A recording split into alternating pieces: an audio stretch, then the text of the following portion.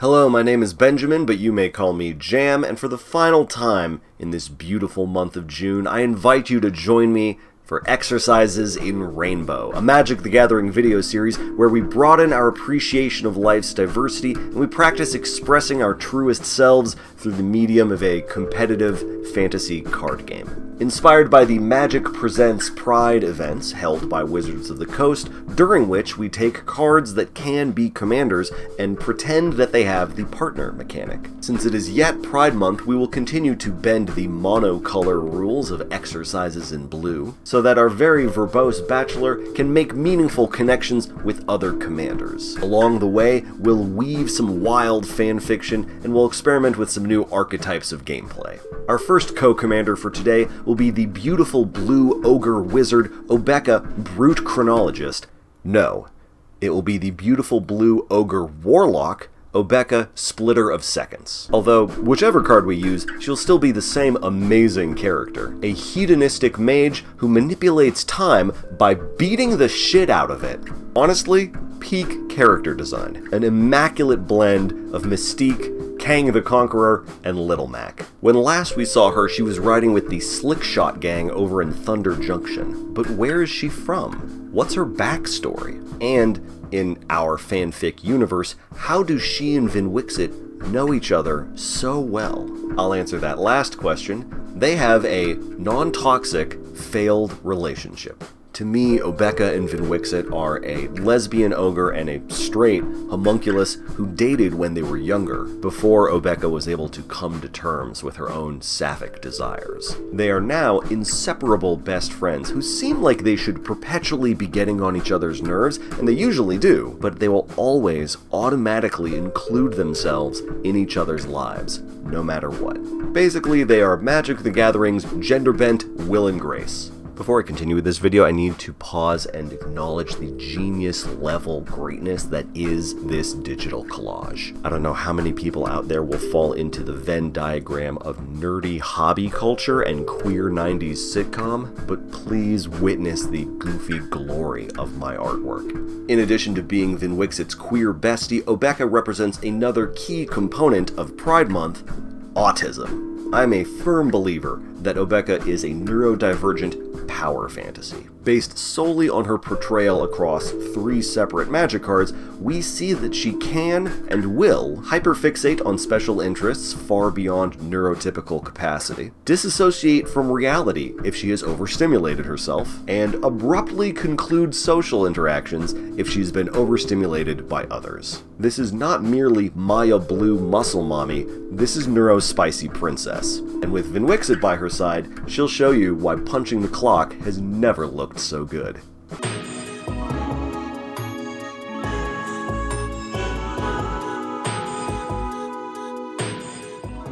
This is Exercises in Rainbow, so you know how it's going to go. We've got 34 of those, 15 of these incorrect. We have more than 35 lands, fewer than 15 baby queens. We in fact have 0 baby queens. Our only 1-drop creature is not a baby queen, it is a baby who summons queens. Now, Obeka's pastimes are all fairly indulgent, so we're including a package of defensive removal. And Obeka's pleasures are all very costly, so we're including a package of ramp, which will eventually include the blue and red Infinity Stones, because those look like they're all going to be upkeep stones. But before I get too far into the deck's categories, perhaps I should explain the absurdity of Obeka's power. When she deals combat damage to someone, we get that many additional upkeeps once the fight is over. There are lots of cards that are designed to give you some nice little special treat one single time at the top of your turn. Obeka's ability to manipulate the delicate ebb and flow of time by means of Knuckle Sandwich is too alluring to resist, too rare to treat fairly, and thus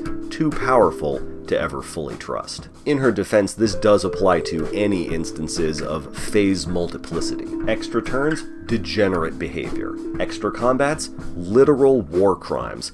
Extra draw steps, we'll get to those in a later video. So how egregious and outrageous are we looking to get with our pugilistic chronomancy? Let's start small. Creature tokens. Obeka and Vinwixit will be amassing a zombie army. They can call on some late-game dragons. They got 1/1 flying thopters, 1/1 black fairies, and more 1/1 black fairies. Hey, I thought we said that this deck didn't have any baby queens. Okay.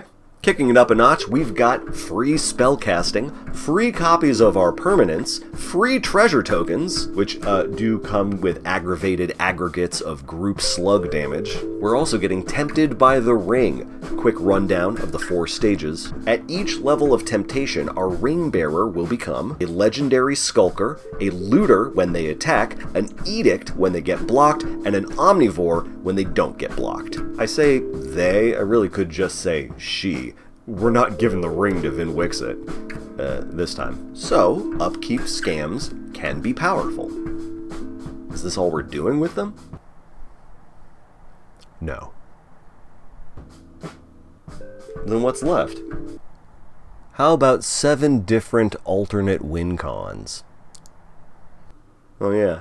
Our win cons come in 2 categories. Showers, which only show up to see whether or not we've met the win conditions, and growers, which directly contribute on our upkeep to the conditions of the victory. 3 are black, 2 are blue, 1 is red, and 1 is colorless. Yes, Darksteel Reactor, one of the very first cards that afflicted me with the ick of power creep all those years ago, is now proudly featured in one of the Vinwixit decks. Just goes to show how much you can learn and grow as a player and as a person with the help of a handsome, loquacious homunculus and a jaw-droppingly sexy cerulean-skinned server of sucker punches. And while 7 might seem like a scattered, unfocused selection of win cons, the cards themselves still offer simple, practical uses.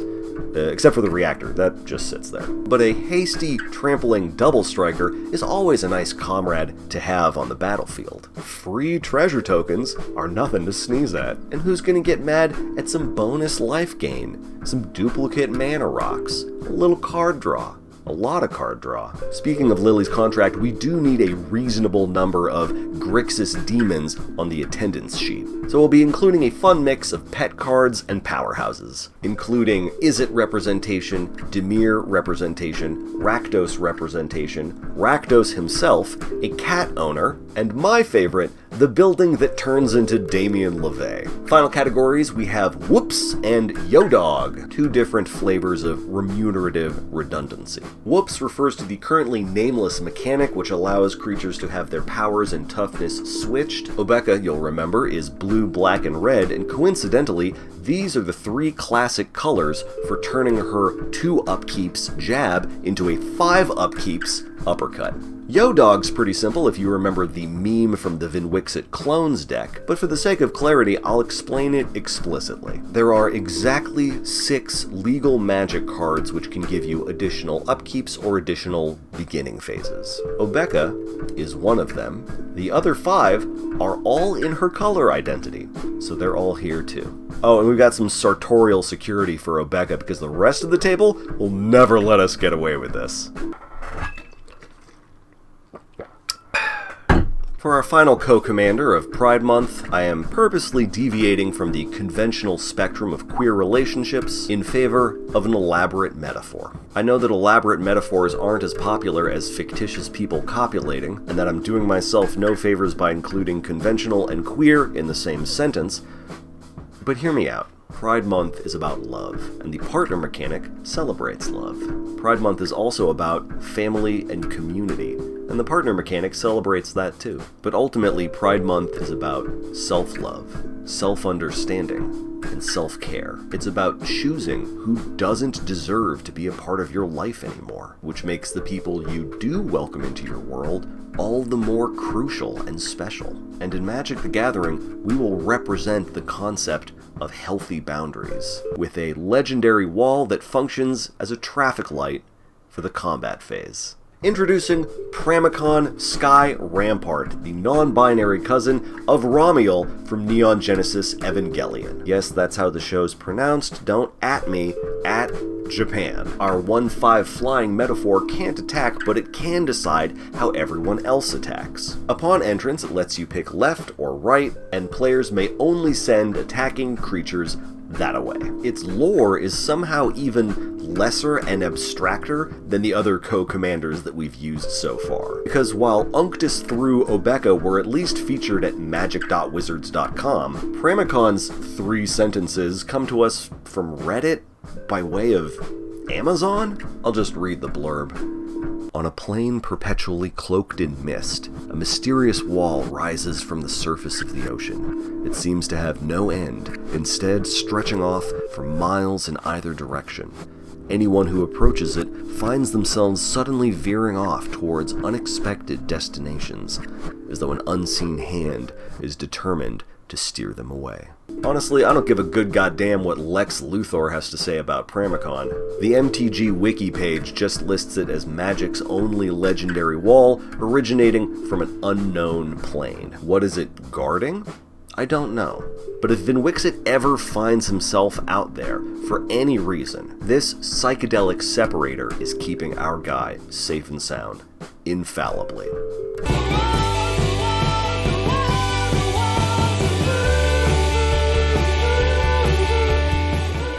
For this final multicolor deck of Exercises in Rainbow, we will be relatively, sorta, kinda, almost close to standard, with 35 lands and 12 baby queens. We do want to attack, and we will aim for max speed, but we can't really go all in on the 1/1s, because this is in fact a Kindred deck, where the favored creature type is Wall. 1/5 of the cards in the deck will be some of the most beautiful barriers and badass barricades that blue, red, and white have to offer. Tough walls, tricky walls, gimmicky walls, utility walls, and they can't attack, they all have the defender ability, but they'll look cool, and they'll keep us safe. We've got Kindred staples, of course, to raise our walls all the faster. And you know, since the walls are just going to be standing there, we might as well put them to work. Reintroducing the Convoke mechanic, whereby you can tap your creatures to help pay for your spells. I've mentioned these two before in previous, more conventional Vinwixit videos. Here we have more blue convocations, as well as some offensive and defensive options from the other two colors. We also have this golden oldie, which lets you tap your untapped stuff to tap other stuff. Again, if our walls aren't tapping for any other reason, this just gives them something fun to do. Now, while we're directing traffic in this 4-player commander game, we can get a little tricksy by manipulating Pramikon itself. Mostly with a few rescue effects, which allow us to switch Pramikon's direction if we need to. If we want to get really impertinent, we can have Sakashima here cosplay as the Sky Rampart, choose the opposite direction from Pramikon, and just gridlock combat entirely. Any of the legendary copying clones can do this, of course, but Imposter Sakashima can ride his own Skywire back to our hand whenever he needs to. You know, in case we decide that we do want to attack after all. Did I miss anything? Island Sanctuary is here. We can skip a card draw from our draw step so that only flyers and island walkers can attack us at all. It adds to Pramikon's defensive strategy. It also stops us from decking ourselves out, which adds to Vinwixit's strategy.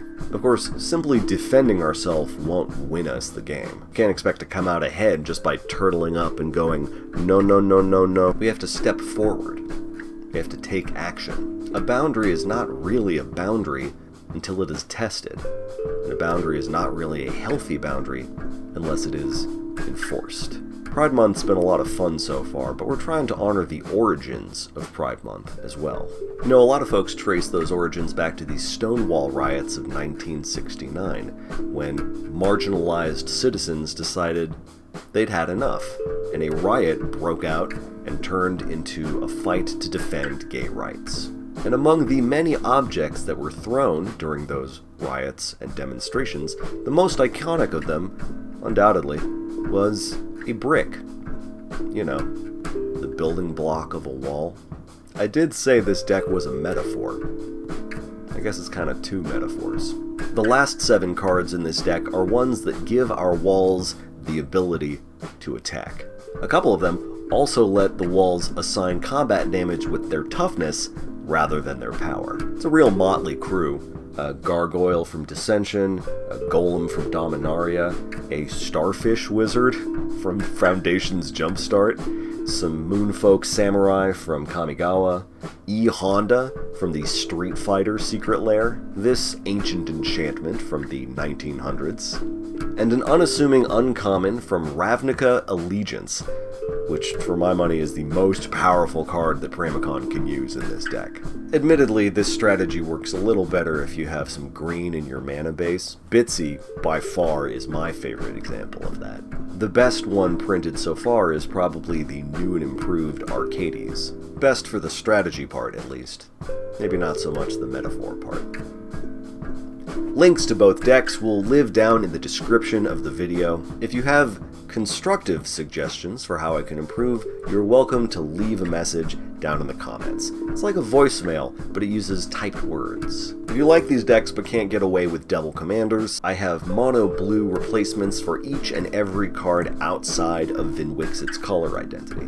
They can be found in the sideboard section of those Moxfield links below. The next video will be a return to proper mono blue Magic the Gathering commander decks. Like my grandma used to say, it's nice to get away, but it's good to come back home. But no matter what month it is, Pride is like Halloween. It exists endlessly in our hearts, the coolest people celebrate it all year round, and the people who complain about it clearly have too much time on their hands. You may still call me Jam, and for those of you watching and or listening, I thank you for your time and attention.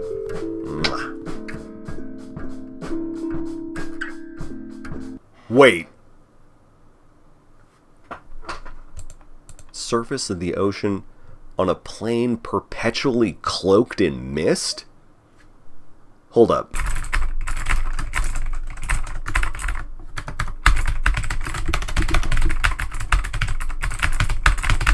Unknown plane, my ass. This rainbow bulwark is floating over the oceans of Innistrad. Check it out. Nephalia?